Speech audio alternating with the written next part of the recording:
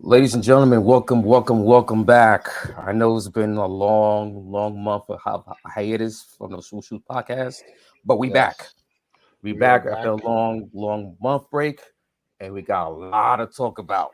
Okay, so we got Ernest here, we got myself, Eric, Armani, and a special guest, JG. So we're going to talk about. So we're going to talk today, this episode, about the Bulls 11-18 start, their struggles, and you got news coming out from Shams about the riffraff in the locker room. Knicks 7-game win streak currently right now. They're playing the Warriors at home, and they're up 60-48 second quarter. Is this streak sustainable or not? We're going to answer that.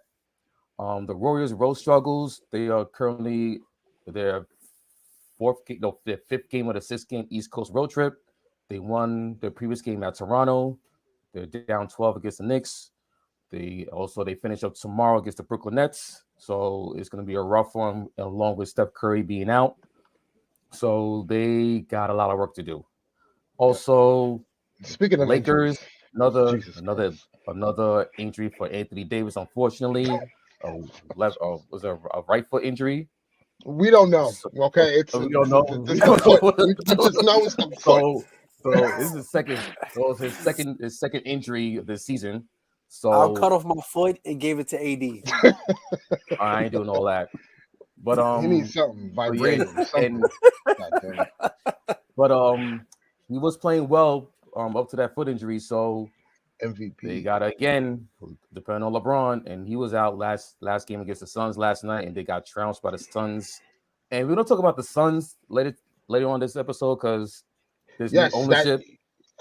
New ownership. They just sold for $4 billion. Like $4 billion.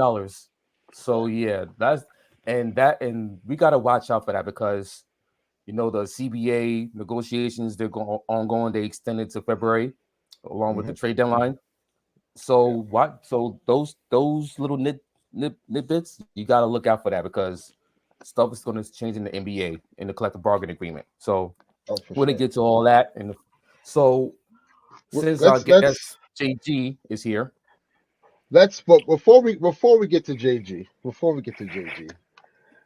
Eric, get out your victory lap. Let's just kick it off with the New York Knicks. Because I want to get into this stuff because I was on the record that I truly didn't believe in the Knicks. That's kind of been like my sentiment, ever since I questioned the front office of what direction they were going. The fans were clamoring for the young guys to play, but then like you have the front office who wants the young guys to play, but they're signing these vets. Then Tom Thibodeau, in the beginning, weren't playing the young guys, and a lot of fans were at risk for Tom Thibodeau and how his rotations were set. And I just thought there was no direction, and I think the Knicks were going nowhere fast. Now, as we get to December 20th, 2022, the Knicks have the longest standing winning streak currently right now in the NBA. Seven games straight. Looks like they're going to win 8. Man, who would have thought? So Jalen Brunson, all the chatter in the offseason about the overpay. I know Eric is loving this right now. For sure. It's paying off the amount of riffraff Eric took in the offseason and the vitriol I don't expect. And the constant belittling of the front office of the New York Knicks. I have to now take my lumps as my GM, Rob Pelinka, sits on his ass and does nothing to improve our team. Now, to the Knicks, is this sustainable, Eric? I think it is. I think because but I think there's a reason why I say it because now him shorting, but Tibbs shortening the rotation and putting in the young guys that we've been screaming about, like the McBrides, the Quentin Grimes, Jurgensen's getting minutes. He had to cut down the rotation and bench Evan Fournier, Derrick Rose, um, Cam Reddish, who was in the Can I rotation. ask you a Now he's question? back out, Can I ask you a and now question we about just Cam Reddish? and early we just seen that Quentin Grimes, he's down on the floor, which is he got hurt again.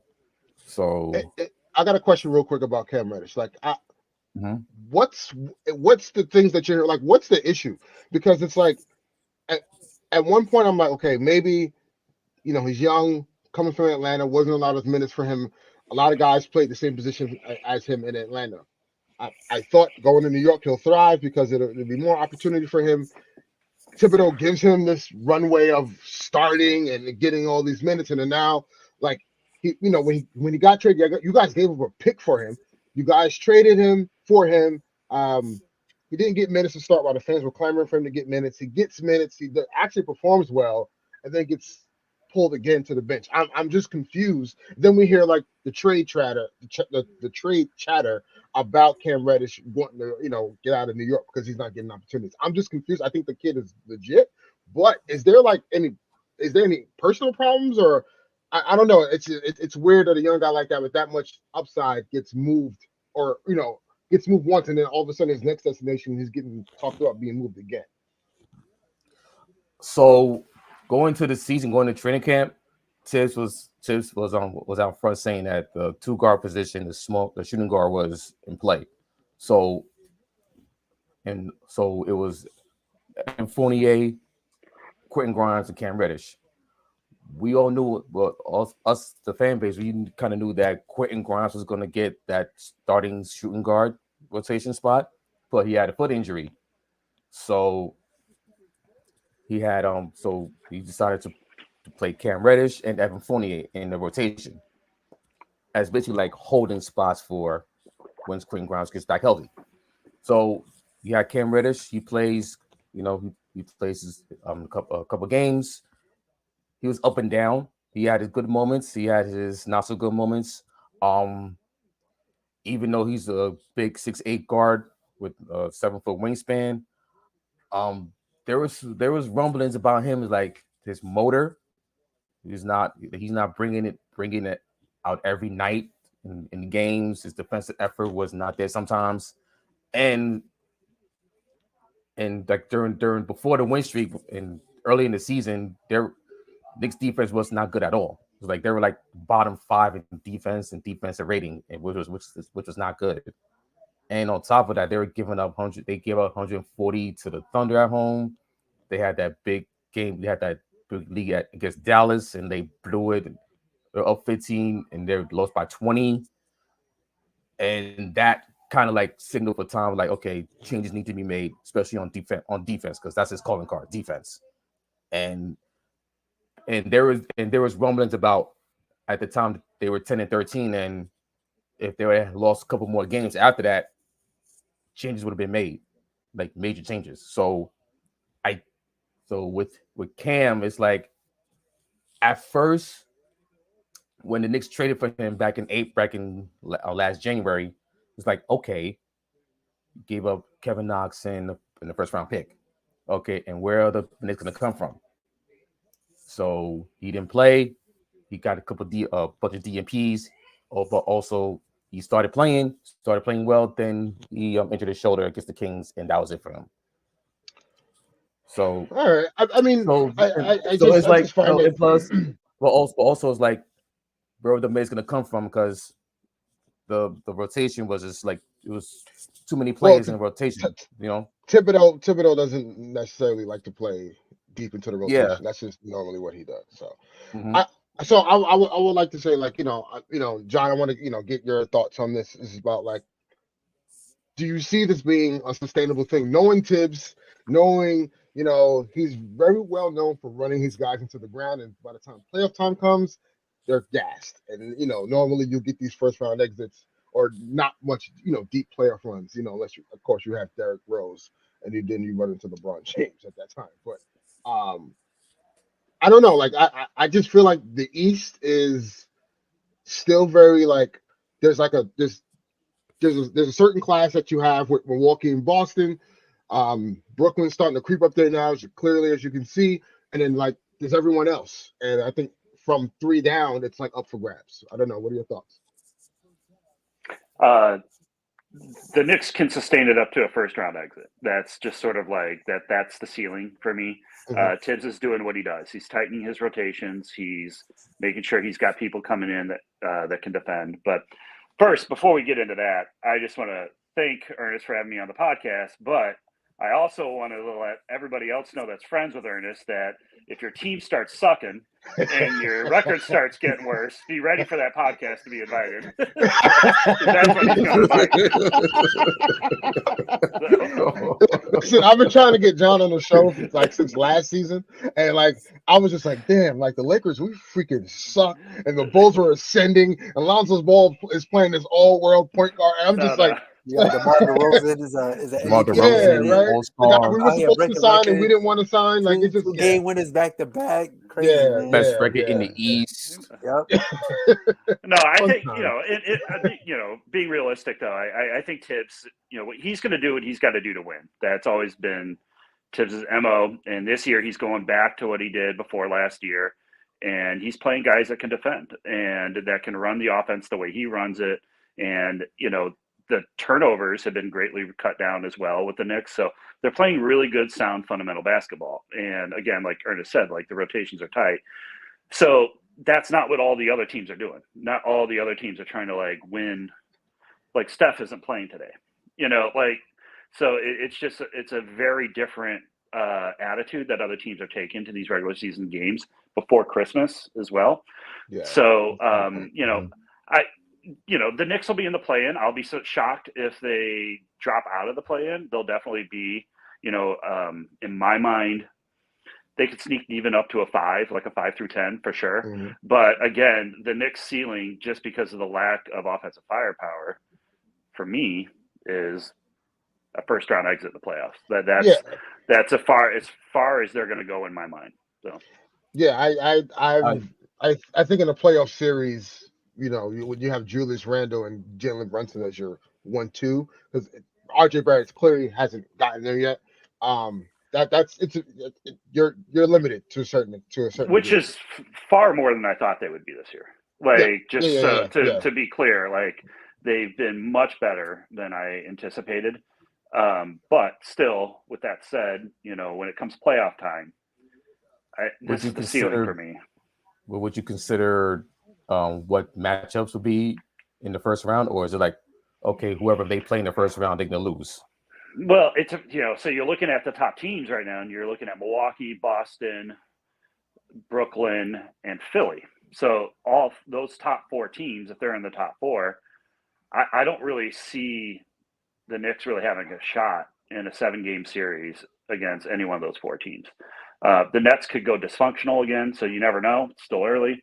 But just in my mind, that's just where I see it right now with the Knicks for myself. Like, unless they make a move at the deadline, unless they change things up a little bit. But again, in the end, talent reigns supreme in the playoffs. Everybody plays defense all of a sudden. And so it kind of like takes away Tibbs' equalizer. I was used to this on the Bulls. Like, he did this all the time. Like, the teams that play great in the regular season, we get a 1 seed and then peter out. Yeah. I agree. I think that's the ceiling for the Knicks right now. Is the win streak sustainable? To a degree, I believe.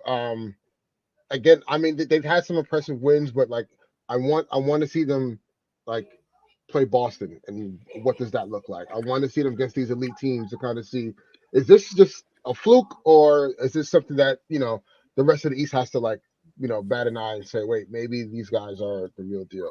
I mean, go ahead. Let me ask you real quick. Yo, Eric, you seen this coming, man?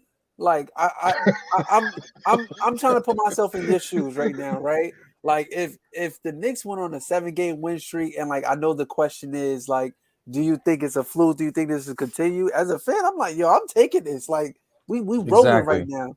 We rolling right now. They made the right adjustments. They playing the young guys, and I know Eric and they're playing defense. And they're playing defense. We get, and the thing is that in crunch time possessions, you guys are giving Jalen Brunson the ball, and that was the issue I had against the Bulls the other day when they went to OT.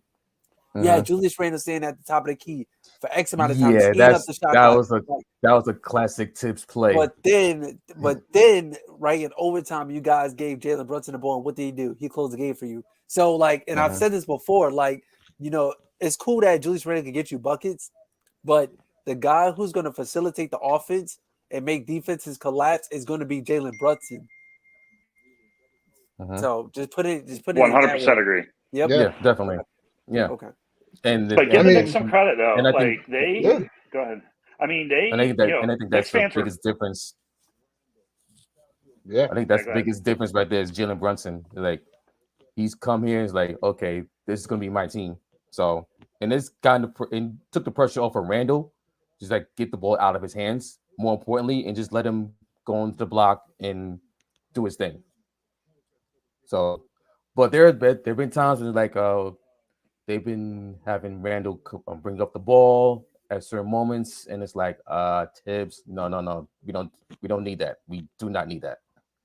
So he just needs to get more creative in his offensive play calling, but maybe he's doing a little bit better of a job because he has Johnny Bryant on his side. But then again, they've been in together for the last 3 years, so who knows if he can like at least adjust to some kind of offensive structure or play calling that can at least alleviate Brunson and Randall, and like try to at least get some like get the others involved, like RJ Barrett, maybe some more post-ups for Mitch, get some more bench scoring from Quickly, and once Obi Toppin comes back from injury, because he's out with the leg injury, we'll see where he ends up in the rotation. So there's still more questions in there with that. And also, as far as the trades coming up in this in February, we don't know yet. But they still got the 11 first-round picks. They still got a boatload of second-round picks. We got IQ, they still got to consolidate the roster. They still got to consolidate their roster. So we don't know what other moves that they might have up their sleeve. Well, so I'll say this: you guys are in a somewhat of a different position from last year.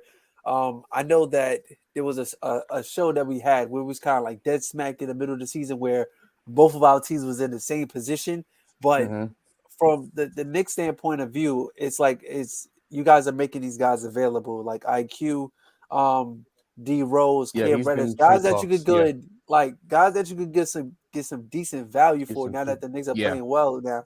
So it's like you guys are not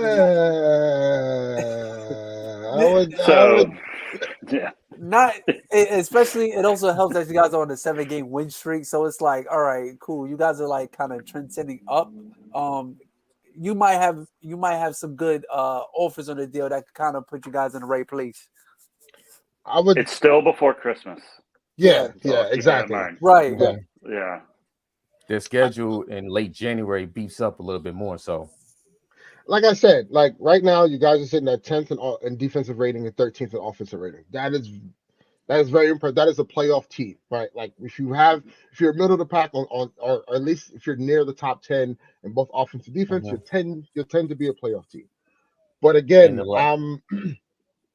I need to see this against the elite teams in the East, and because more often than not, Tibbs does get out coached. So, it's like, are they going to regress and go back to the same old Julius Randle one-man offense and things of that nature? Like, I have to see when things really matter the most what it looks like. But we've saw a good small recipe of what it can be for the Knicks if they make the right moves down the line.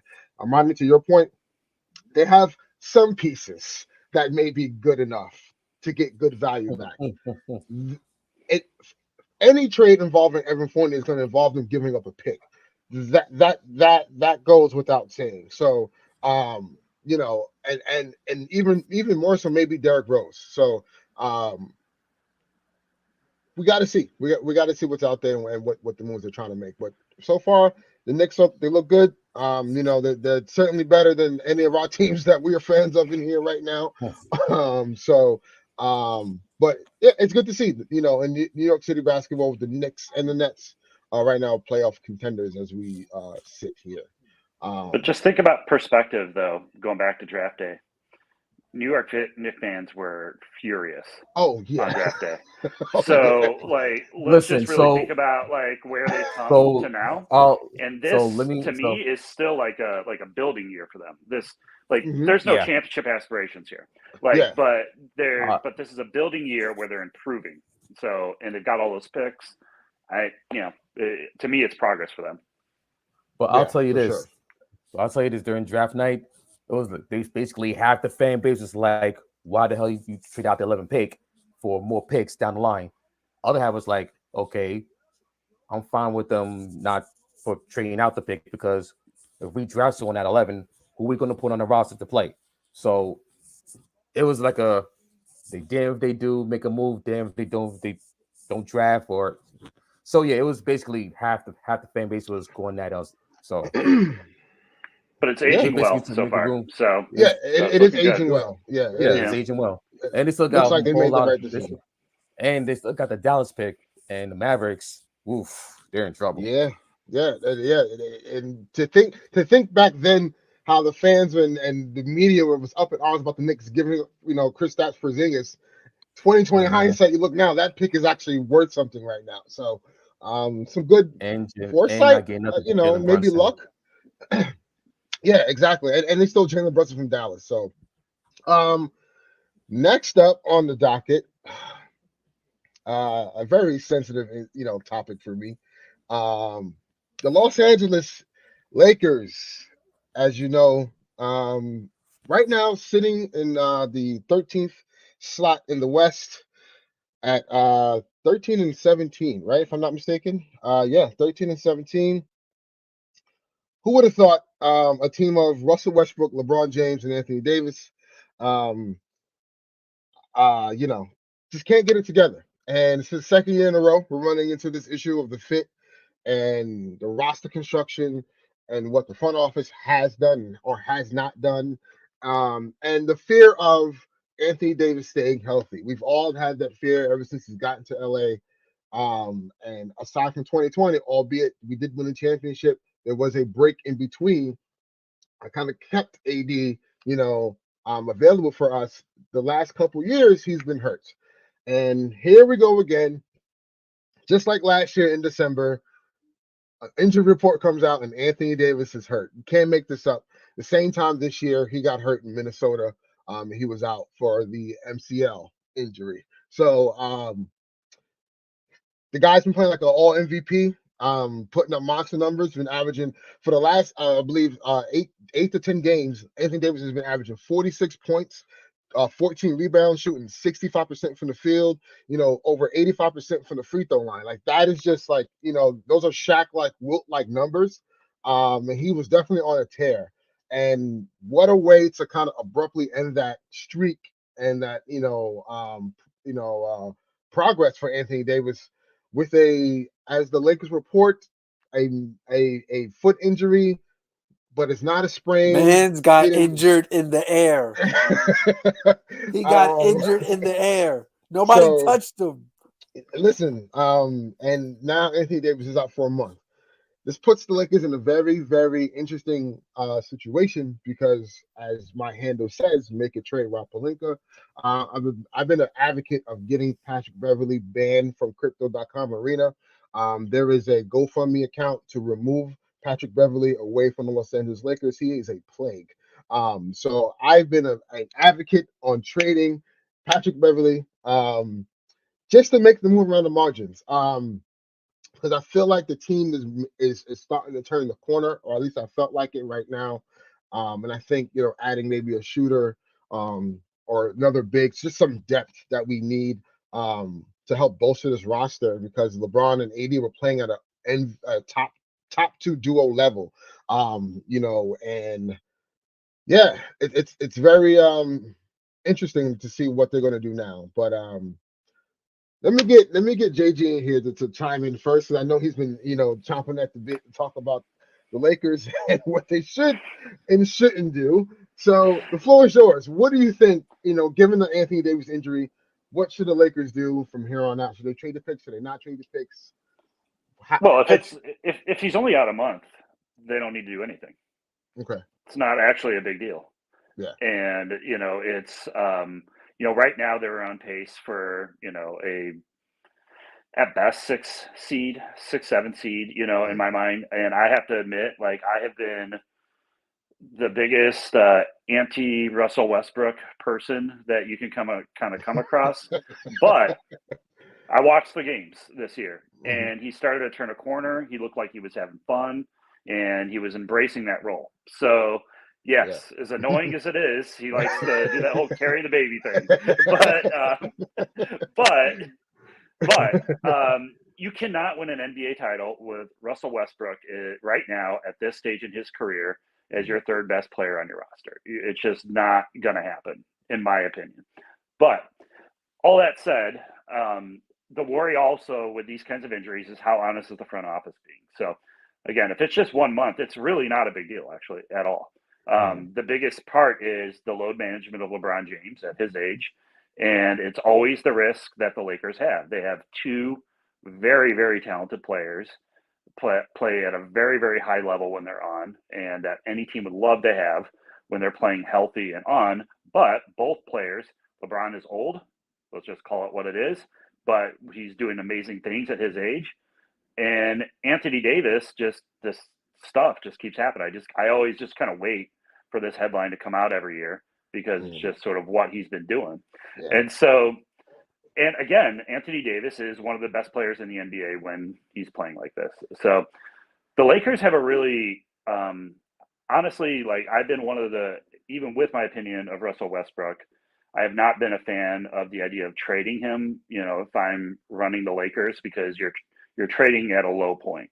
Let him get some value, try to trade him when his value is a little higher and get him off the roster and try to get back an elite talent, give up the picks and do that. So if you feel good about AD being healthy moving forward and you feel good about LeBron's physical condition, yes, you package the picks and you trade Russell Westbrook to bring in another elite star that can help push you to an NBA title. You've got LeBron James.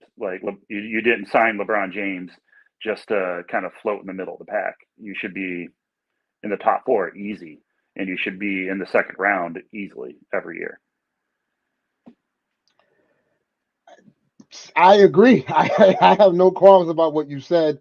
I would say when it comes to, so I'm torn personally when it comes to a Russell Westbrook trade, because I know for sure that LeBron James has no desire, even though he has no desire to be the point guard for the Lakers, because he says it's taxing on his body, and he always wants another dynamic playmaker to play alongside him to kind of spell him in those minutes throughout the dog days of the season and or long minutes throughout a game. And I've always felt like that decision or that stance has kind of hindered the Lakers in their roster construction of building, because instead of getting guys who LeBron has notoriously played around with just shooters and guys who would get their own bucket without him setting them up, the Lakers decided to go swing for the fences and go for a superstar point guard that relatively does the same thing that he does, and that's why I think that the fit is such an issue at times, because if LeBron James can benefit with Russell Westbrook having the ball, because he's a great cutter, he can get to the basket, he can shoot. But that's not replicated when LeBron has the ball. Russ, if he's not setting screens because he's not a great shooter, defenses tend to lag off of him and pack the paint. Now, it's like 4-on-5 pretty much. Exactly. When that happens. Exactly. Yeah. So I've always been a proponent of, if you're going to trade Russell Westbrook, it has to be a guy that can, like a Kyrie Irving makeup, that can. You have to have a shooter. Right. You have to have a shooter. Exactly. There's no way you do that deal unless you get a shooter back. But if you get a shooter back, it opens up the entire Laker offense. Right. They need it badly. Right. They need outside shooting. Yeah, for sure. The Lakers right now are dead last in 3-point percentage in the NBA. So, the game planning is easy when it comes to, opposing teams that come into the building. It's just pack the paint, let them shoot. We don't have faith in them. So, yeah, if Anthony Davis is good, and he's back in a month, then yeah, you have to continue to try to make this team better. But if not, as much as I hate to say it, if Anthony Davis is not coming back, and let's just say he's going to be out for another 3 months, we're looking at March here. At that point, if I'm the front office, I'm not making any move whatsoever. We're not going to win without Anthony Davis, regardless. He's the key to all of it. So, Amani, what are your thoughts on what do you think the Lakers should do? And what's the stance that you take? Honestly, I think we should just chill out. Like, no reason to hit the panic button. I understand that, Laker Nation, we want to win, right? And we get very impatient. We on the late night Lakers talk show every single night, so Yeah. we could feel that frustration from the rest of Laker Nation. But like when you look at some of the loss that we've had in the past couple of games, it's just like it hurts. It really stings, especially the one in Philly. Like Ernest, I know you went to the game in Philly, and that game was looking. We was looking like it was over, and next thing you know, like I checked the TV and we caught up, and I called you. I couldn't get any service though because you're in the arena.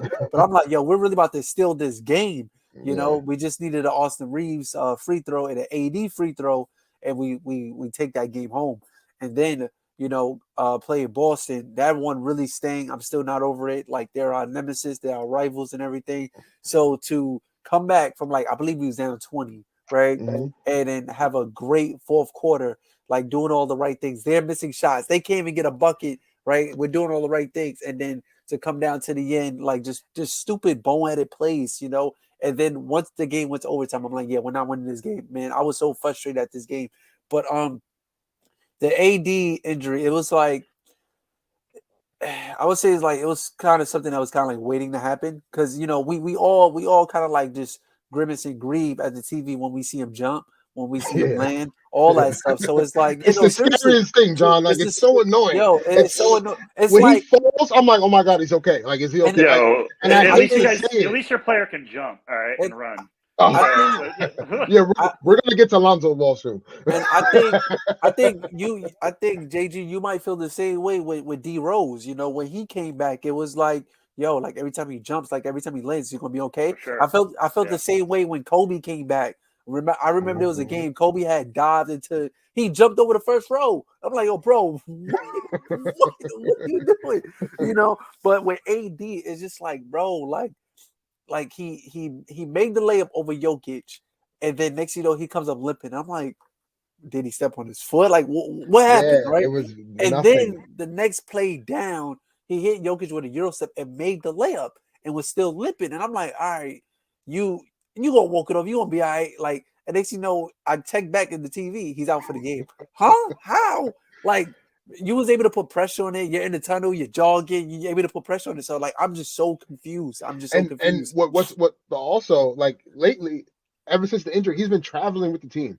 He's not wearing a walking boot. He's not like, so I don't know what, and that goes back to JG's point about like the front office. Are they being upfront about like these injuries and what's actually happening? Because a part of me could also, you think it's the Kawhi Leonard get an outside doctor? No, I hope not. Okay. That's a whole different Kawhi's and Uncle Dennis and all of that.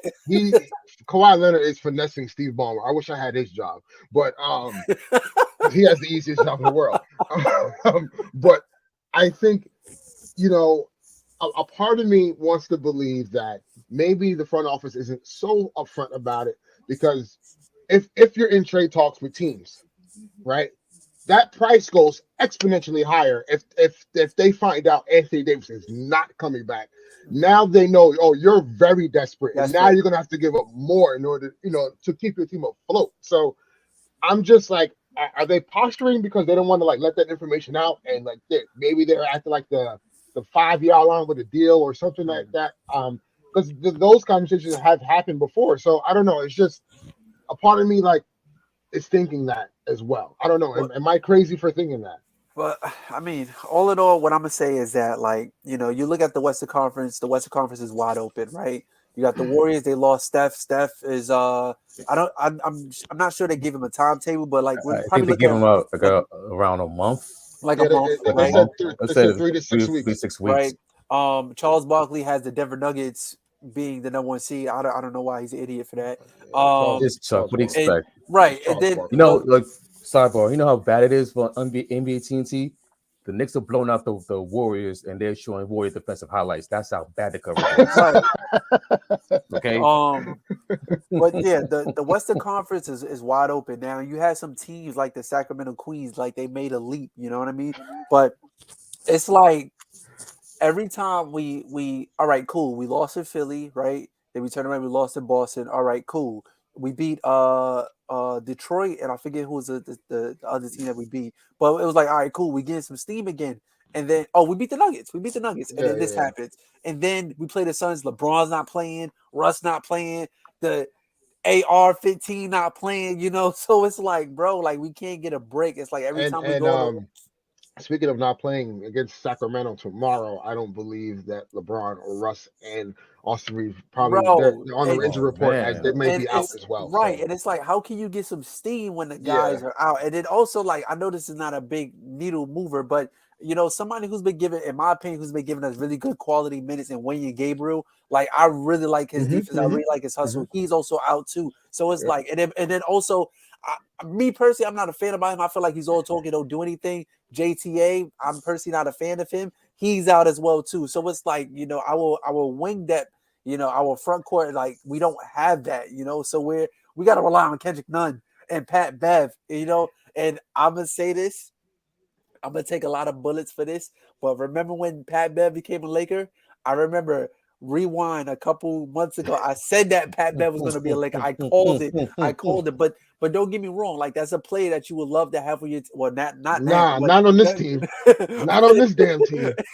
but like that's a play you would hate to play against, but that's somebody that you want to go to war with. And unfortunately, like we're not getting that from him at all. Like the guy could play 27 minutes, he can only give you 2 points, like plus minus negative, just a negative, you know. Dude, so he's shooting 21% from 3. So it's like, maybe it's the weather. He probably want to go back to the cold weather. He said he wants to go back to Minnesota. So, you know, it's roster construction, man. Small. Yeah, thank you, John. It's roster construction. like he's being forced to make shots. He's being forced to take shots he shouldn't be taking. And he should not be in those situations. And when he was on Minnesota last year, when I've seen him with the Clippers, the guy's a menace. Like, and he's tough, and he is the guy you want on your team. Yeah. Again, I wouldn't give up on him yet. Like, that's not my approach to this kind of stuff. Is I like to be patient and let's see how it all plays out. But I would not give up on him yet. Hey man, that's a guy. If you get in the playoffs, if you get in the playoffs with this guy, you're gonna be happy you have him defending Ja Morant in the playoffs. You're gonna be glad you have him like playing him and defending him because you could do a lot worse than having Patrick Beverley defend somebody like him. You know, I would say good point on that for sure. But the problem is when you have a GM that says we view Patrick Beverley as a 3-and-D wing and he's 6'2", like what? That's the thing. I'm trying to WTF? 3-and-D him? That's not logical. Like, I will definitely send you guys the clip. He at the opening press conference for the season media day, he stated we believe that Patrick Beverley is a 3-and-D wing. Right then and there, I knew. I said, we're in trouble. We're in trouble. And to your point, John, about the roster construction, you're absolutely right. Because when have we seen Patrick Beverley initiate offense? Yeah. Like, and on top of that, why? And this is where I question Darvin Ham. What, like, the politics of things. I understand, you know, the big acquisition in the offseason was Patrick Beverley, but you're starting him with Dennis Schroeder. That sounds crazy to say, at the same time. So it's like you have 2 6'2" guards as your your 1 and 2. And then you're starting Lonnie Walker, who's only 6'4", as your small forward, and then you're starting LeBron and AD, and it makes no sense to me. It's like that's not Patrick Beverly's not a starting point guard in this league. I'm sorry. Right. He's the guy that comes off the bench and he mucks everything up. Like he's the gritty guy and the Jose Alvarado. Yeah, he's that type of player. Yes. You don't start him and he's running your offense. Right. It's very frustrating.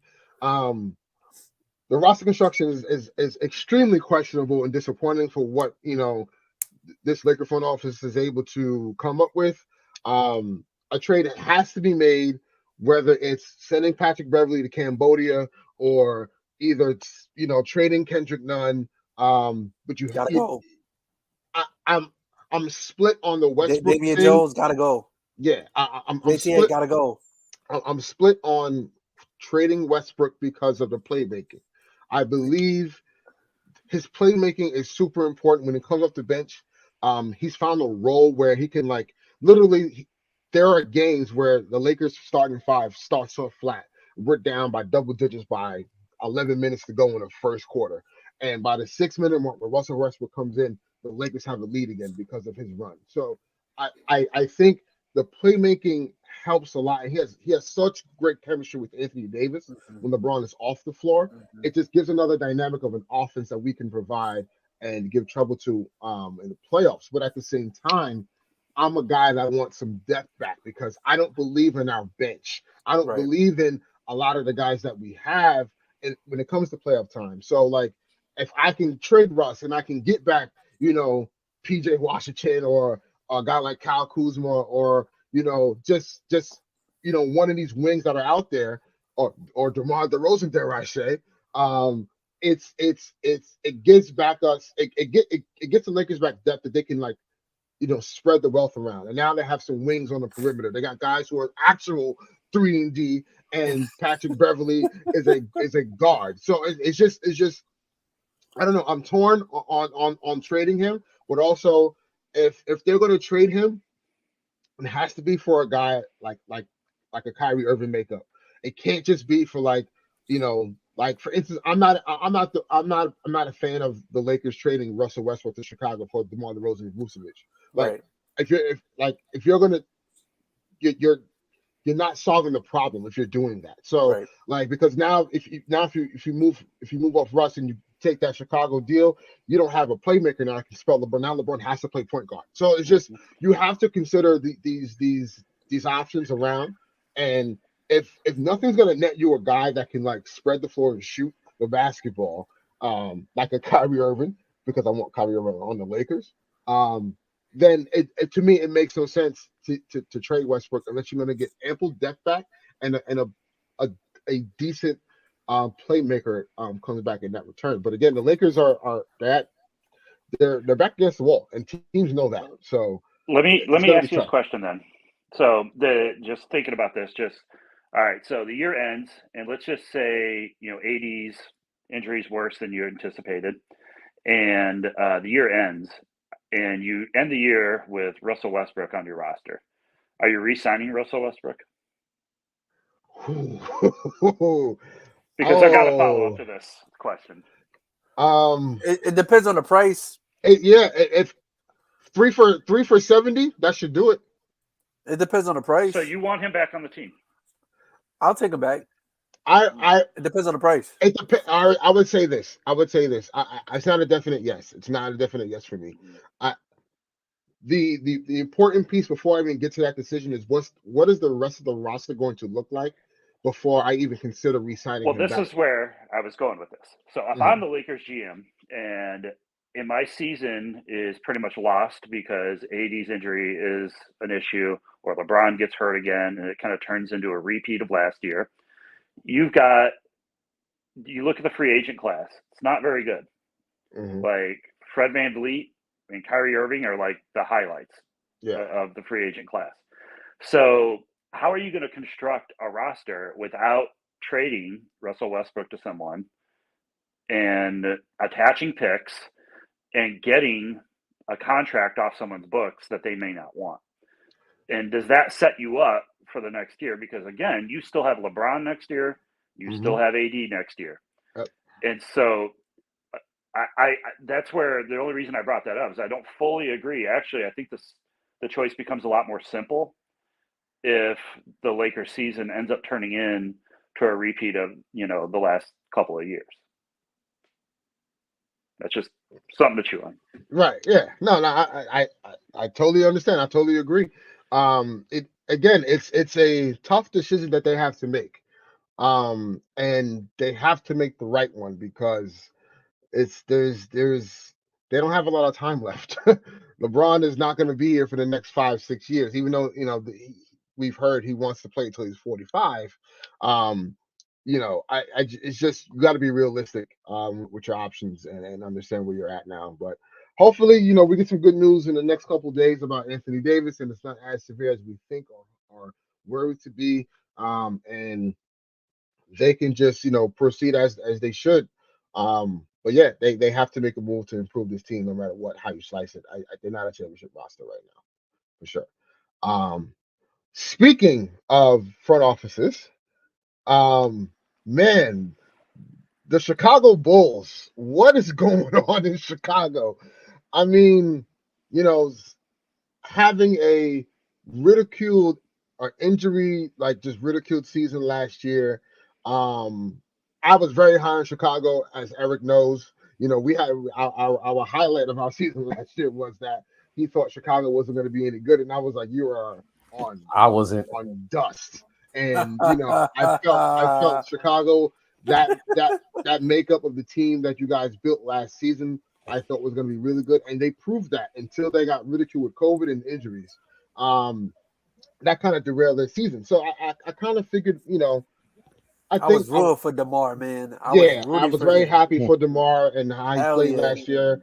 And, I thought Chicago was going to go only up from here. My only concern was, and I said this in the offseason, I said Chicago has to make, no, not even just the Bucks. I was like, Chicago needs to just make one move. And that one move is to get a point guard to spell Lonzo Ball, because I wasn't confident in him coming back. And they haven't done that, which begs the question for me is, did they shortchange themselves because they knew they had to pay Zach the max? And then on top of that, do they feel that they have a contending type of roster to pour money into to make sure they stay afloat? Because I felt if they brought the same quarterback and all they did was just add a dynamic point guard that can spell or at least keep them afloat until Lonzo is healthy, I thought Chicago was going to be one of those top of the teams in the East. But now we're here. They're 11-18, sitting at, I believe, 13th in the East right now. I don't know, John. I got a question real quick. What's the timetable on him? Is he? It's infinity. Because I see what you guys playing the chat today, and I'm like, they were saying Lonzo, he's having trouble walking, so that's a dude. He can't jump. Yeah, he can't jump. He has trouble walking. So I've watched basketball before, and jumping's kind of important. Exactly. Exactly. So look, here's the thing. So I'm just gonna, whenever something like this comes up, and I've been getting blasted with texts from Ernest about this. So whenever something like this comes up, I like to pull it back for a second. Let's look at the facts for a minute and remove the emotion from the entire situation, and let's really look at this. So here's the facts. Bulls with Lonzo Ball were 22-13, 1 seed going into the All-Star break. You got Zach LaVine, DeMar DeRozan talking about how they're the best duo in the NBA. All right. So not that I agreed with that, but that's what they were saying. After the Lonzo Ball injury, the Bulls were 1 game over 500, and they're 11-18 so far this year. So let's just think about that for a second, and why, when we were talking about Anthony Davis's injury and why it's before Christmas, even with the Knicks, it's before Christmas. In this season right now, it is before Christmas, before we start jumping to conclusions. I am not going to say, hold on, let me finish. I am not going to say that this is going to happen, but 1 year ago today, the Boston Celtics lost to the 76ers, and that dropped them to 15-16. And what was everybody talking about them? The Boston Celtics need to trade Jaylen Brown to the 76ers for Ben Simmons. And that's what everybody was talking about. Those two can't play together. They don't work well together. There's no chemistry, all that kind of stuff. I just want to cover that piece of it first. Second thing, if you're going to blow a couple other things actually. So he got the Bulls. So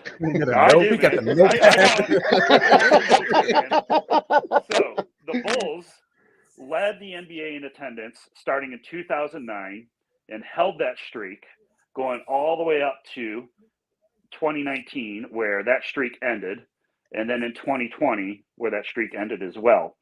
After those 2 seasons, what did Bulls ownership do? They changed their top of their basketball operations, and they got rid of John Paxson and Gar Forman because that wasn't cutting it for them. They got the biggest stadium in the NBA. They want to fill that thing. So that right there. So what was the sort of marching orders that they got was to be aggressive. The Bulls front office was tasked with being aggressive to the point where they just threw picks out like they were nothing. And they went out and got Vucevic. They gave up a pick for DeMar DeRozan to bring him in. They gave up a second-round pick to bring in Lonzo Ball and all of that.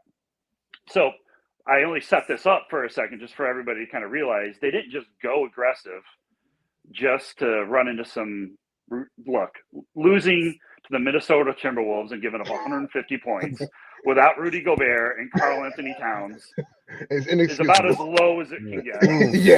They're beating Miami by 13 right now. So they're beating Miami by 13 right now. But when people say blow it up, like what I really want to know is for what? So you blow it up, all right? And then let's just look at this for a second. So the Magic have our pick this year, and it's top 4 protected. We can get down to a 5 at best. The bottom 4 teams have a lock on it. So if you get down to the 5, and let's just say we end up around the 6-7, 5-6-7, Orlando gets that pick, and then they have their own pick, which is going to be around a 5 or 6 or 7 pick as well. I have no interest in helping Orlando build on their really solid core out there and bring in 2 really young, talented people in a deep draft like this. That sounds real scary to me. But we're kind of tanking already without trying. So in my mind, like the only real logical thing to do right now is, one, you could do a few things. And depending on the deals that come to you, would I like to get out of Zach LaVine's contract? Absolutely. I don't think that contract's going to age well. I didn't like the contract when we did it. I felt like we were kind of cornered into doing it because we had really no choice because of the way the salary cap works. And again, I want to point out, no real free agents coming along next year. The Bulls are not going to be in the mood for a rebuild. I read you the attendance numbers. The Bulls also had the best away attendance record in the NBA last year too, followed very closely by the Lakers, and then right after that, the Golden State Warriors. So draw is important to the Bulls ownership. They made changes for that. They are not going to have an appetite for that, especially when you don't have your own pick next year. And there's all that risk. And I'm not betting on ping pong balls flying around and landing in my right direction. Zero interest in that. Other thing to point out, Bulls have their 2024 pick. Yes, that's good. Bulls also this year get Portland's pick, which is lottery protected. So let's just say you deal Vucevic, for something, for ideally maybe a first round pick later. That would be amazing. But a guy on an expiring contract to somebody, and you shed that, but you kind of hold on to your core. I've got no interest in getting rid of DeRozan, no interest in getting rid of Caruso, as those are guys you can hold on to. I think DeRozan's game ages well. He takes care of himself, and it doesn't really. He's a mid-range guy. That's how he produces offense. But again, if you can get me out of LaVine's contract, and I had a plan for replacing LaVine with a max player next year, that makes sense to me. But I don't really see like a logical thing, because the Bulls also, it's top 10 protected, but the Bulls also in 2025 don't have their first round pick as it goes to San Antonio. Right. So, like, look, I love the aggressiveness that we showed. It was like a breath of fresh air after, like, oh, we're going to actually try to win. That's great. But with that comes risk, and you don't just go blow it up when you hit, what is it? Where are we on? The second month of the season? So we're 2 months in. 3 months. Yeah. Just about, so I've always seen this many, many times in the NBA where things start out a certain way and they end a little differently. I'm not saying the Bulls are winning a championship. No way am I saying that. But I am saying that I think the Bulls they have the talent to do it, to pull into the top 8. Where does that get you? I don't know. But what I do know is I've at least got a first-round pick next year, and then maybe I don't help Orlando get like an incredible pick that's all the way down around the 5 or 6. And look, we may just suck all year and be in this position and be at the 7. We still got a 33% chance to drop in the bottom 4, and at least I didn't have to lose assets to do it going into next year, where I'm trading low and getting bad things back. So I'll leave it there. Those are the facts as I see them. But but I'm all for a different point of view. But if someone's got something logical that makes me better, and it doesn't give me like a rebuild where I'm like back to the Garpax era. Look, man, the Chicago White Sox fans are renting billboards outside Comiskey Park right now, like roasting the Reinsdorfs right now for not trying to win. So, we are getting sick of this. Like, we are the third biggest city in the country. Yeah. We should not, we should not be doing rebuilds, and the Lakers shouldn't be doing it. The Knicks shouldn't be doing it. When you're in a major market, you should not be talking about rebuilds. Like, there's no reason for it. And also, I will say just one more thing. I do feel very strong right now. By the way, that Portland pick would be a 17th pick, the 17th pick in the draft if the season ended right now. And on top of that, I do not think that the Bulls shifted this approach, not thinking about free agents for later. They wanted to turn themselves into a free agent destination where people would want to come play and where they would see that they're trying to win and not doing a rebuild. And not like the Jerry Krause years. So I think that there is sort of this cultural shift that they were trying to make. Yeah. So a rebuild just doesn't fit into the way they've been acting this entire time. I could be wrong, but that's just kind of where I see it right now. So I have a small challenge to that. When it comes to, again, it was reported, it could be true or not true, but Sham Charania from the Athletic is pretty damn credible. I agree. Can that dynamic between Levine and DeRozan be solved? Because what it seems as if it's Levine was out most of the year last year, and DeRozan was carrying the Bulls for the majority of the year. Heroic efforts, with game winners and clutch moments he's had last season. And, Zach is now on this new max contract deal. The Bulls are, essentially building around him and making him the focal point, clearly. For me, I like to locker room stuff does affect the decisions of the front office as well and how they need to move and pivot. So, that's my concern when it comes to Chicago at this junction, especially because of the losing. Are you going to worry about that right now and jeopardize your future as a result? Look at what they did in Philly with Ben Simmons. We all thought they had to move him as fast as they could, and look what happened. They ended up with James Harden. I think they got fleeced in that deal, and it's not going to age well, in my opinion. But that's another story. But in the end, as a GM, your job is to be unemotional. Your job is to look at the facts. And again, yes, I have the pad out. I'm a facts guy. So, I think it's really important for the GM's job is to step back and be level-headed about these decisions. And so, if you know what, you're paid millions of dollars. If you got to coexist with someone that you don't really like that much for a year while we kind of figure out the next path forward, there's no real reason to jump the gun, in my opinion. And last year, the chemistry was great. What was the difference? They were a 1 seed. for the beginning of the year. So they were winning. So, yeah, that changes everything. So I do think, and this is where I give the Bulls front office a lot of flack, is not knowing the extent of Lonzo's injury. I'm worried that he's never going to be able to play basketball again, personally.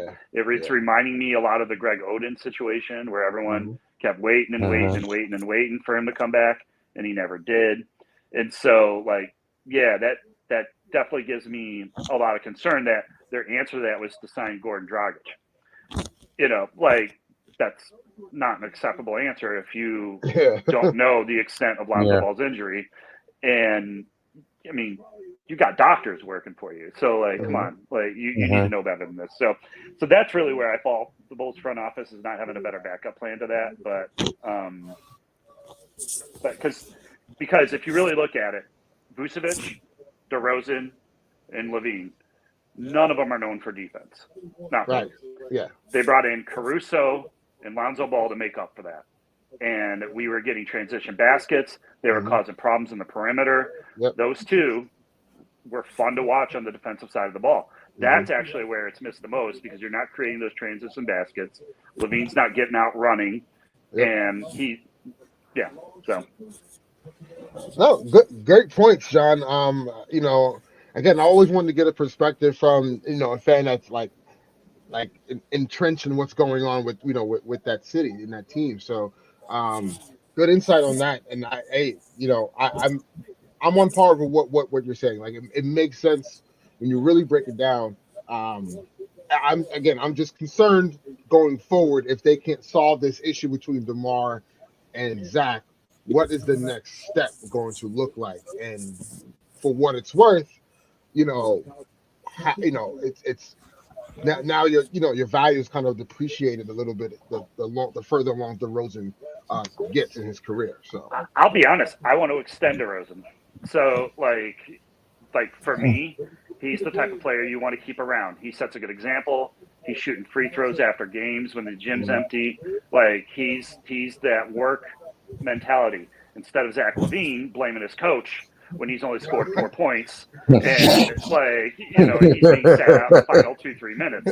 Or when you got Vucevic yelling at you for not covering the weak side. Yeah. I got a problem with that.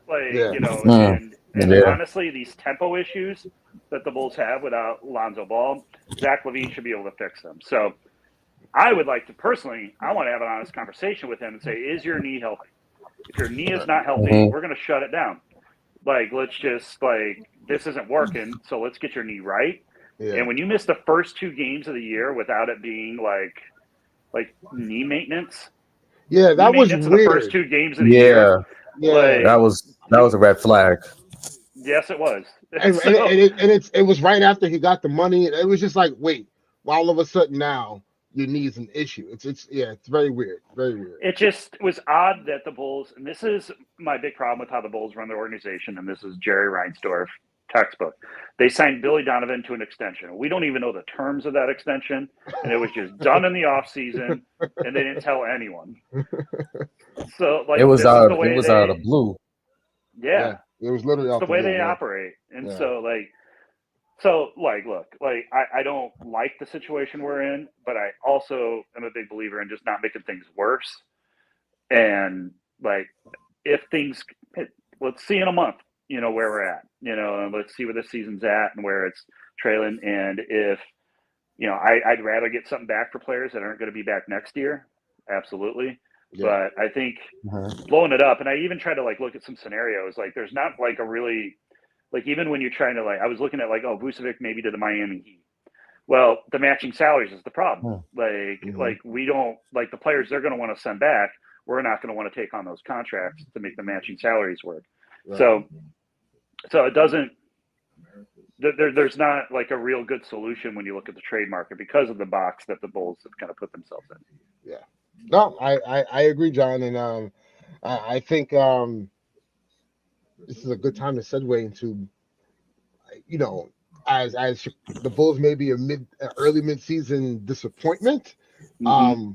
We can talk about early mid-season surprises. What are your teams right now that surprised you, and like maybe this is not a fluke for them. Like they're actually maybe a contender or a playoff team. So for me, the surprise for me is that going back to the Timberwolves, I thought they'd be better earlier. And again, I think that that's going to change as the season progresses. But I thought adding Gobert to that team I thought it was a high price to pay, but I did think that I thought it would play out a little better than it has so far. So when they're not playing the Bulls, yes, they're not, they're I think they're underperforming a little. So that's been a surprise to me. I got to be honest, the Sacramento Kings have been a surprise to me. That has caught me off guard. And that I did not have the Kings playing this well. And I was a little more optimistic on them last year, and they really let me down on that. And I sort of wrote them off a little bit. But I've been a little surprised by the Sacramento Kings. Yeah, I mean, sure. Mike Brown has done a hell of a job turning that team around thus far, having them competing. So, definitely, the Kings are definitely one of those teams that are a surprise. Eric, what you got? My surprise team, but on the disappointing side, the Toronto Raptors.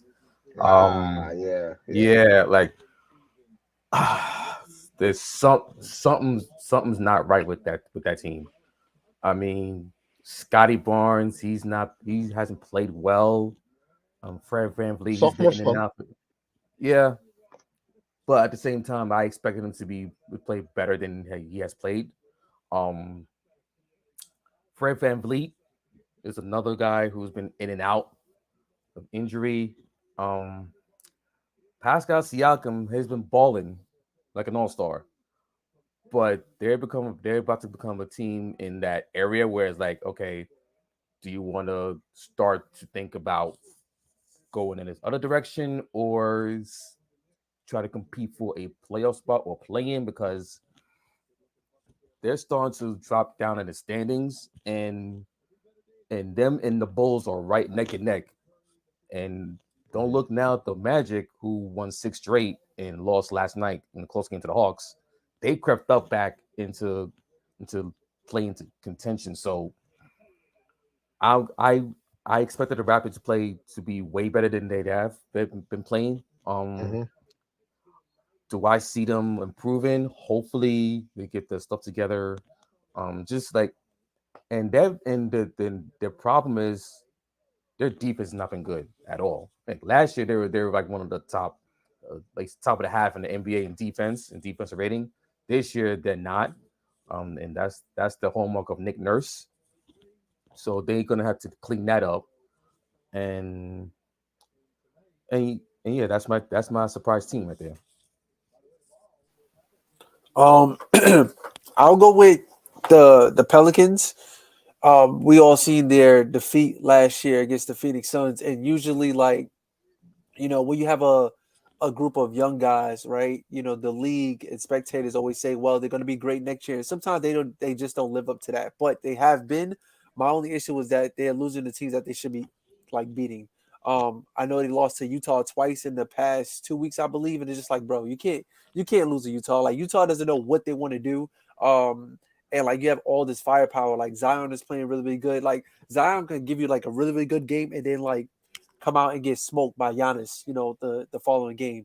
Also with Brandon Ingram being in and out of the lineup, they were still able to hold down the fort. The biggest thing that surprised me was that that they're not afraid, and that's the type of energy that you need to have as a young team, especially like I'm alluding to the game against the Phoenix Suns, and Zion made that point. Like, we all know, like, we all fans of the game, we all know that, when a team is up big and you have the ball, you're supposed to dribble out the clock. But Zion was like, nah, like, you guys send my homies out the playoffs. So like, this is not just a game where we're going to win the regular season. This is like a punctuation. And as far as the Suns, like, they haven't proved anything, but like, they've been sitting top dog of the West for the past couple of seasons. So like, Zion. Zion's like, yo, we're here too. Like, we're coming for that spot, and like, you're on a list. You know what I mean? So just the Pelicans just been playing really, really good. I remember watching that game that Jose Alvarado like scored like 30 against the Nuggets, and like that was a huge big deal for him. Like you can definitely feel like that the city that New Orleans is definitely behind them. And that's the type of energy that you need. It kind of reminds me of the Thunder back in 2010 when they made that playoff run and they ran up against the Lakers. Like just having those young guys that are hungry. That's like, all right, cool, we lost, but like, all right, we're definitely gonna show you guys. And that's what they did. The Thunder dominated the league for the next couple of seasons. Like they eliminated us in 2012. Went to the conference. Matter of fact, went to the finals that year. Returned to the conference finals against the Warriors in 2016. So the Thunder they put a lot of people on their hit list. And they showed people that they was true contenders. Obviously, couldn't get the job done and win the championship, but the Pelicans just been out here just like gunning. So. Yeah, I agree. My John and Ron, you guys took my 2 picks with Sacramento and the Pelicans. It just hurts to see the Pelicans be good and the Lakers be bad because obviously they own our pick this year. Well, it's a pick. I know Eric and I spoke about this. It's a pick swap. So evidently, if the Lakers do tank, right? Like if the Lakers do tank, and let's just say, for the sake of argument, the Lakers end up with the number 1 pick. The Pelicans can say, "Yeah, we're gonna swap picks, and we're gonna take the number 1 pick from you guys," and they can get Wemby along with Zion and Brandon Ingram. So yeah, I mentioned that earlier. That will finally determine who won the trade. If that happens, I'm sorry. No. That is the worst case scenario. Oh my God, I am fearful. I won't be hearing from you for a couple months. No, you won't. You won't. Guard a bridge, everyone. Guard a bridge. But yeah, those 2 teams were my surprises for sure. My disappointments, though, well, my first acknowledgement will go to the Dallas Mavericks. After not really going in on Brunson or at least losing him for nothing made no sense whatsoever. They overplayed their hand back in January at the deadline. They felt his market wasn't as high. Don't get me wrong. There was a lot of tampering from the Knicks. We know this. And they had it all. They had a CAA and everybody had to set it up. They set it up. They had his pops work for the organization and everything. We get all that. But, again, Dallas made a mistake losing Brunson for nothing.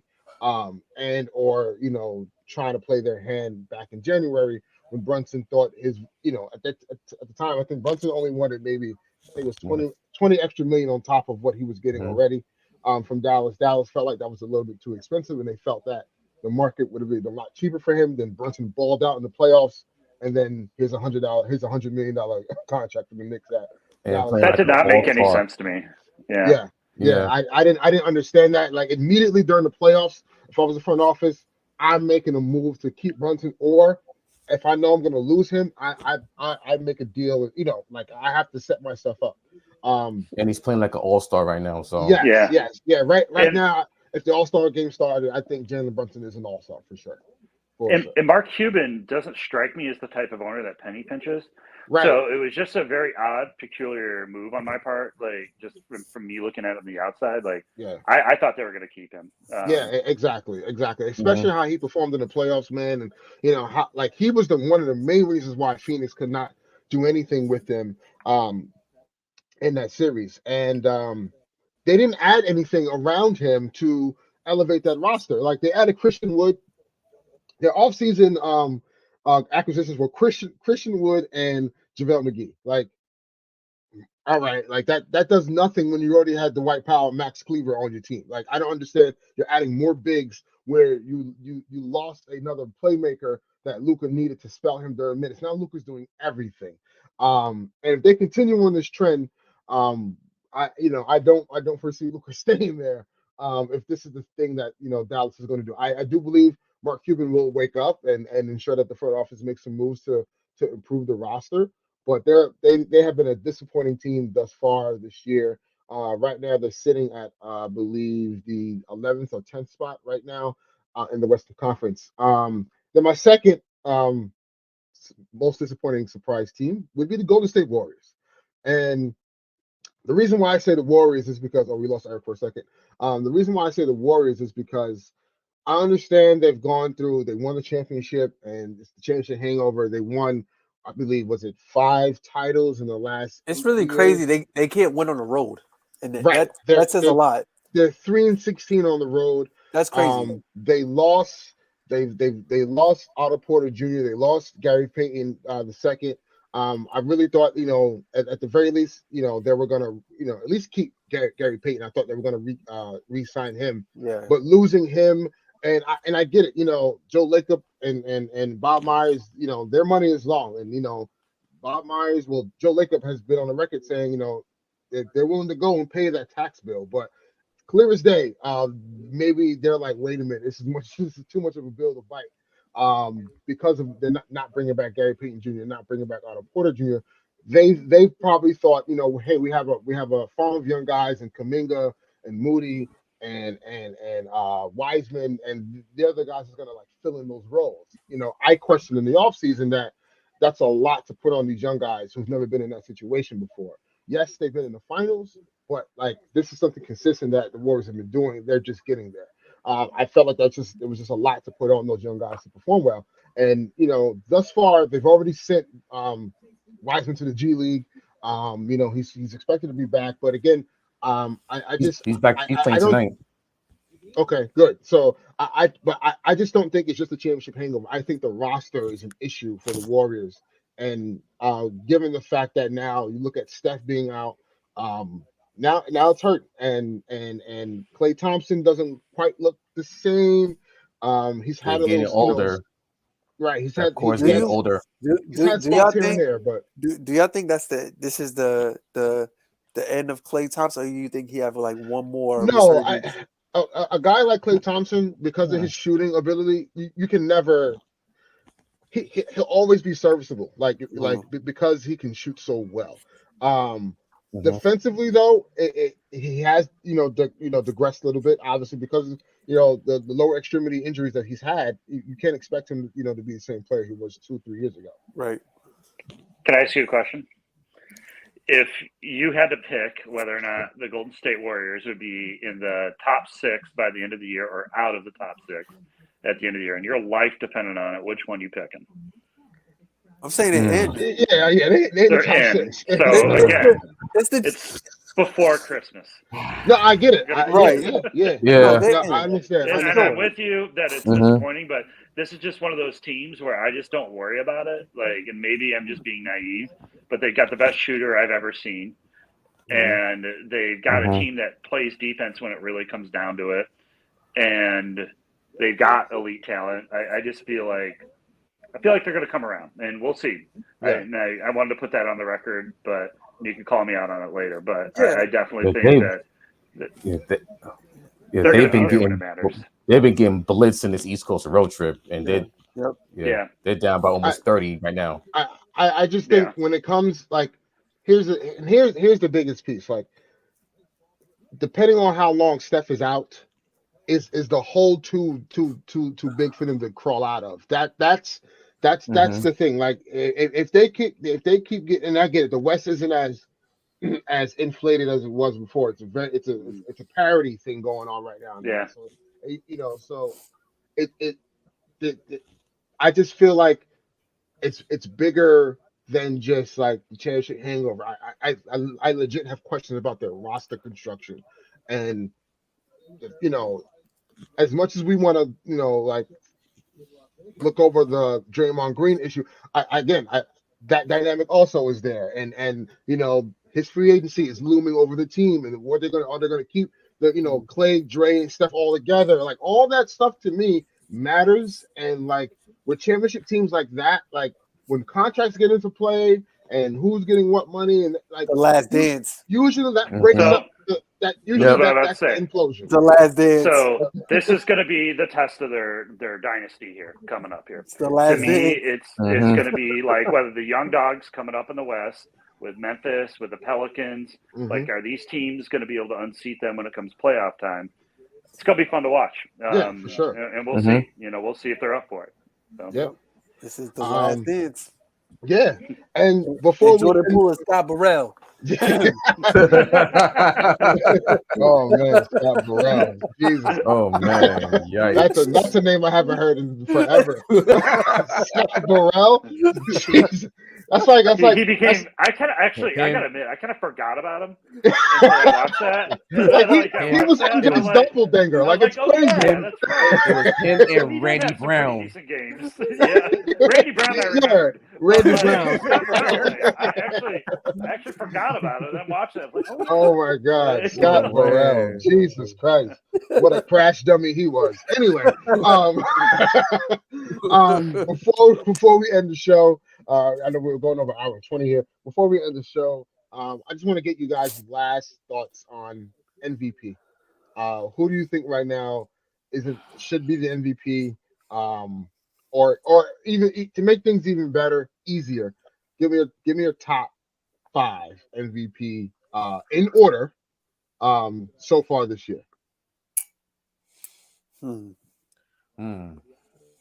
I mean, it has to be Giannis right away. I mean, he's carrying his team. They're a 1 seed. Giannis is playing too in the games, and he's, Milwaukee's got some issues, I think, in their roster construction as well. And I don't think we've got their final roster moving forward, but I don't see how you can look past Giannis again. And I think Durant is coming on. For sure. And I think it's going to be real hard to ignore what he's pulling off right now. And kind of keeping that team together. Got to go with Ja Morant. Zion for me then would be like 4th after that. Honestly, I thought Luka would be 5 for me, but he just hasn't. I mean, it's not his fault. Like he needs help, and he's definitely doing his part. But yeah, I can't. Anthony Davis was in the conversation for me for a little bit. He was starting to come on, but. Still early, but those would be my top 4. I don't know if I have 5. So. Okay. For me, I'll probably. It kills me to say this, man, but he's going to be a Laker in the next couple of years. I know where you're going. I can't believe I forgot about him. Jason Tatum. That damn Jason Tatum, man, hit that cold-blooded fadeaway against LeBron, man. Like, bro, I understand you've been in the lab with Kobe, but you didn't have to hit that shot, man. Jason Tatum, I will go with Embiid. Joel Embiid, like the numbers he's been putting up has just been really crazy, man. Like in terms of like some of the best performances we've seen this season, you got to put him up there. You got to put AD up there. You got to put Jokic. Jokic just put up a crazy stat line a couple of nights ago, and I feel like Jokic is starting to come into his own, but not. I'll probably so I got Tatum, Embiid, Giannis. I'll go with Jokic, and the 5th one is kind of hard because, like, I want to say Luka, but they're struggling right now. I want to say Zion, but sometimes it can be a little bit inconsistent. Like I need, for Zion's sake, I can't go off what he's done in the past because this is fresh. Like you gotta be more consistent. You gotta show me. He's shooting 73% from the field though. Yeah, and he doesn't take threes. That's like, dude, and he is a and one machine. Yeah, he is drawing and ones after and one. I can't say. I really can't say I got a 5th. I can't say. Yeah, I'm gonna think on that, but okay. Yeah. Eric, what you got? So 1, I got Giannis. 2, I got Jason Tatum. 3, Jokic. 4, I got Joel Embiid. And number 5, I got Ja Morant. Not bad. Joel Embiid, he's been a monster since he came back. I feel like you should have won MVP last year, man. You should have won it over Jokic. So you should have won it over Jokic. For sure, yeah. He had the big 53-point game against the Hornets. Crazy. Jokic, he had a 42-27 game against the Hornets. The Hornets. They need to break up. Newsflash for the NBA fans: the Hornets need to Jordan sell it all, man. Just sell it all, like please. They like to throw on the Raptors of like LeBron and Kobe. You know. The Hornets going are just so fine. bad. Everyone, leave it alone. It's an easy win in the Eastern Conference. Everyone Exactly. Everything's going just as planned. So it's me a final score: Knicks 132, Warriors 94, 8 in a row. Yeah. So and tomorrow they're at home against the Raptors, another struggling team. Yeah, So they that might be 9. They should get 9 straight. They should get 9 straight. But leading up definitely. Yeah. And then No, for sure. Friday home Bulls, then Christmas Day Sunday 76ers. That's gonna be the game to watch. Yeah, that's definitely the Knicks. The Knicks are going to Christmas on a 13-game win streak. So that'll be that'll be pretty impressive for sure.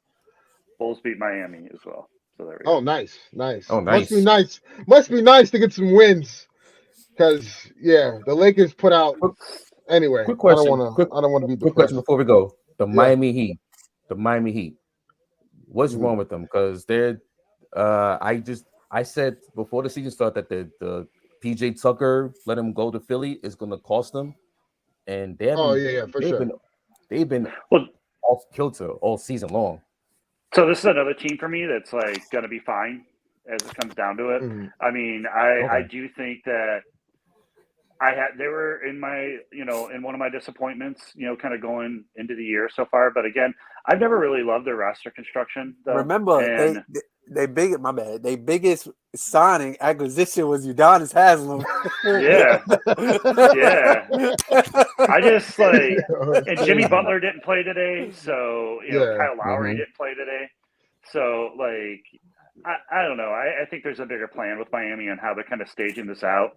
The thing about Miami is they are as smart as any organization when it comes to physical conditioning, their medical team, all of that, and just kind of understanding how to get the most out of your players, like physical abilities. Mm-hmm.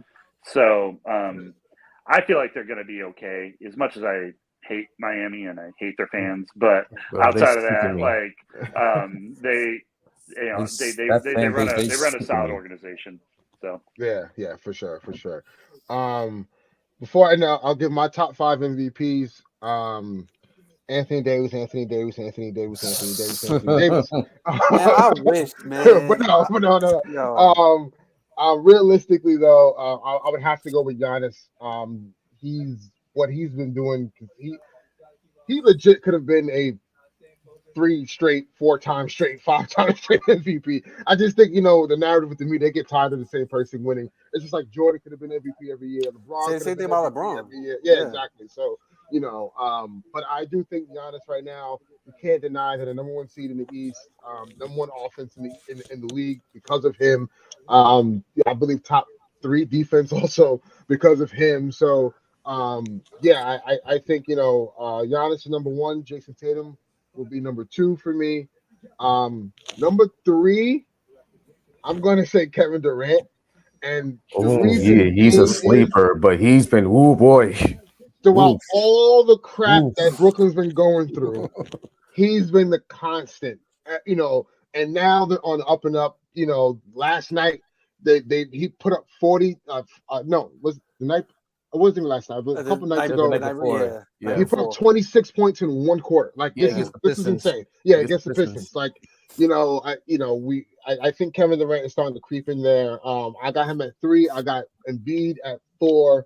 Can't deny what he's been doing. And 5, it's a 3 player race between Zion, Ja Morant, and Luka. That's depending on, for me, that's where they're at with the seeding right now. I got to put Ja over Zion. Memphis is playing well. Let me ask real quick. Where does where does D-Book stand? I lost respect for him after what happened to him last year's playoffs, getting punked by Jalen Brunson. And Luka's his father. Yeah, but still, I cannot get over the fact that they were down 40 at home in the game 7. I'm sorry, I just can't get over that. Hey, listen, new season. It's a new season, though. I know. Look, I feel you though. It happens. Look, hey, listen, Kobe got blown out. Yeah, finals game. You know what I mean?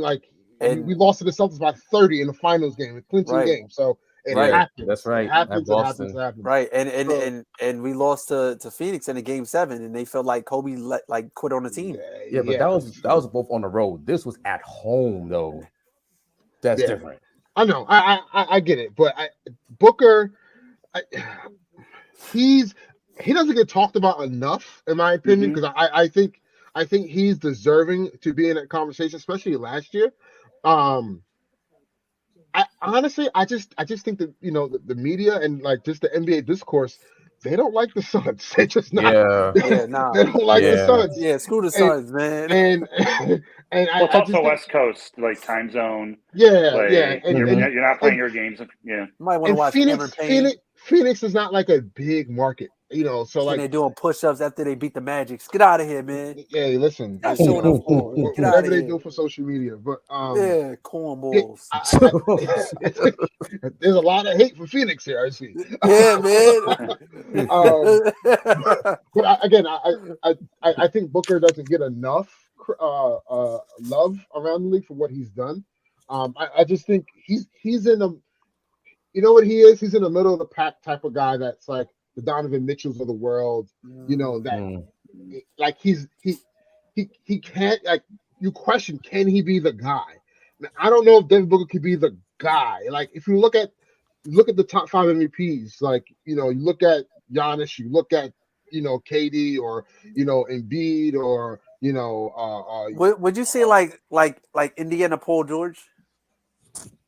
Like a guy who is out there just he's better than Indiana Paul George. He's better than Indiana Paul George. Okay. I would say like Orlando Magic, T-Mac. Okay, that's fair.